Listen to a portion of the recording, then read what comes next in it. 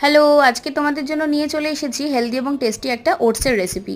এটা তোমরা 3 বছর থেকে শুরু করে যে কোনো বাচ্চাদেরকে দিতে পারো। প্রথমেই আমি দেখো পরিমাণ মতো 3 থেকে 4 চামচ মতো ওটস নিয়ে নিয়েছিলাম।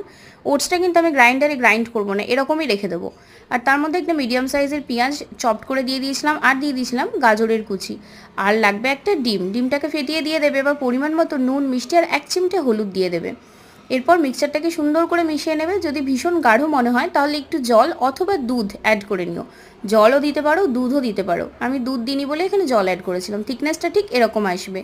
এরপর ব্যাটারটা রেডি করার পর একটা তাওয়ার মধ্যে 1 চামচ মতো তেল ভালো করে দিয়ে নেবে। তোমরা অয়েলটাকে ব্রাশও করে নিতে পারো যদি মনে হয় আরেকটু কম তেল দেবে। এরপর তোমরা এই প্যানকেকের মতো স্টাইলের ছোট্ট ছোট্ট করে গোল গোল করে এগুলোকে সেঁকে নিতে পারো। এটাও করতে পারো, আবার তোমরা একটা বড় সাইজেরও দিয়ে সেটাকে পিস পিস করে কেটে নিতে পারো।